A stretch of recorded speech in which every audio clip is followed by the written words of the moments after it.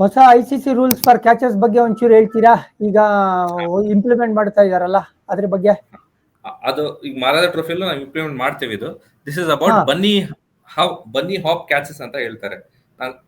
In short ನಾನು explain ಮಾಡ್ತೇನೆ. ಇದು ನಾರ್ಮಲಿ ಬರೋದು ಬೌಂಡ್ರಿ ಲೈನ್ ಕ್ಯಾಚಸ್ ಅಲ್ಲಿ.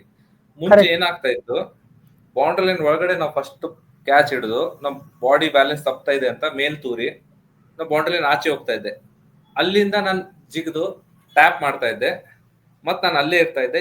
ಬಾಲ್ ಹೋಗಿಲ್ಲ, 2 ಸಲ ಜಂಪ್ ಮಾಡಿ ಟ್ಯಾಪ್ ಮಾಡಿ ಇನ್ನೊಂದು ಫೀಲ್ಡರ್ ಟ್ಯಾಪ್ ಮಾಡಿ ನಾನು ಅಲ್ಲೇ ನಿಲ್ತಾ ಇದ್ದೆ. ಸೆಕೆಂಡ್ ಫೀಲ್ಡರ್ ಕ್ಯಾಚ್ ಹಿಡಿತಾ ಇದ್ದ. Till now it was considered as valid catch. ಈಗ ರೂಲ್ ಏನ್ ಚೇಂಜ್ ಆಗಿದೆ ಅಂದ್ರೆ, ನಾವು ಒಂದ್ಸರಿ ಫಸ್ಟ್ ಕಾಂಟ್ಯಾಕ್ಟ್ ಒಳಗಡೆ ಮಾಡಿದ್ಮೇಲೆ ಬಾಲ್ ಮೇಲೆಸ್ದು ಆಚೆ ಹೋದ್ಮೇಲೆ ಆಚೆಯಿಂದ ಜಂಪ್ ಮಾಡಿ ಬಾಲ್ ನ ಟ್ಯಾಪ್ ಬರೀ ಒಂದೇ ಸರಿ ಮಾಡ್ಬೋದು.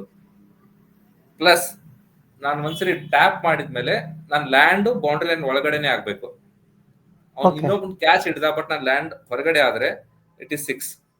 ನಾ 2ನೇ ಸರಿ ಟ್ಯಾಪ್ ಮಾಡಿದ್ರು ನಾನು ಬಾಲ್ ಅಲ್ಲೇ ಇದೆ, ನಾನು ಒಳಗಡೆ ಬರಕ್ ಆಗಿಲ್ಲ ಅಂದ್ರೆ ದಟ್ ಇಸ್ 6. ಸೊ ಬೇಸಿಕ್ಲಿ ಒಂದೇ ಸರಿ ಹೊರಗಡೆಯಿಂದ ಟ್ಯಾಪ್ ಮಾಡಿ ಇನ್ನೊಬ್ನಾದ್ರೂ ಹಿಡಿಲಿ ಅವನಾದ್ರೂ ಹಿಡಿಲಿ ಅವ್ನ್ ಒಳಗಡೆನೆ ಬರ್ಬೇಕು. ಅಂದ್ರೆ ಸಿಂಪಲ್ ಲಾಜಿಕ್ ಹೇಳೋದು ಏನಂದ್ರೆ, ಕ್ಯಾಚ್ ಕಂಪ್ಲೀಟ್ ಆಗುವಾಗ ಪ್ಲೇಯರ್ ಒಳಗಡೆ ಇರಬೇಕು, ಪ್ಲೇಯಿಂಗ್ ಏರಿಯಾ ಒಳಗೆ.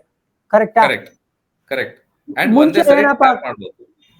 ಇವಾಗ ಓಕೆ, ಒಂದ್ ಕೆಲಸ ಮಾಡ್ತೀನಿ. ಇವಾಗ ನಾನು ಬೌಂಡ್ರಿ ಲೈನ್ ಬಾಲ್ ಕ್ಯಾಚ್ ಹಿಡ್ದಿದ್ದೀನಿ, ಬಟ್ ನನ್ಗೆ ಗೊತ್ತು ಆಚೆ ಹೋಗ್ತಾ ಇದೀನಿ ಅಂತ. ಬಾಲ್ ನಿಂಗೆ ಎಸ್ಬಿಟ್ಟು ನಾನು ಆಚೆ ಹೋಗ್ತೀನಿ. ಓಕೆ, ನಾನು ಆಚೆ ಇದ್ದೀನಿ, ಇನ್ನೊಬ್ಬ ಫೀಲ್ಡರ್ ಇಲ್ಲಿ ಒಳಗಡೆ ಬಂದು ಕ್ಯಾಚ್ ಹಿಡ್ದ, ಅವಾಗ ಏನಾಗುತ್ತೆ? ಅದು ಔಟ್. ಯಾಕಂದ್ರೆ ಆಚೆಯಿಂದ ಟ್ಯಾಪ್ ಮಾಡೇ ಇಲ್ಲ ಅವನು. ಓಕೆ, ಯಾವಾಗ ಅಷ್ಟೇ. ಓಕೆ, ಇವನೇನಾದ್ರೂ ಟ್ಯಾಪ್ ಮಾಡಿದ್ರೆ ಇವನು ಒಳಗಿರ್ಬೇಕು, ಹಿಡ್ದವನು ಒಳಗಿರ್ಬೇಕು, ಅವಾಗ ಔಟ್. ಎಸ್. ಸೊ ಇದು ಬದಲಾವಣೆ ಆಗಿರೋದು.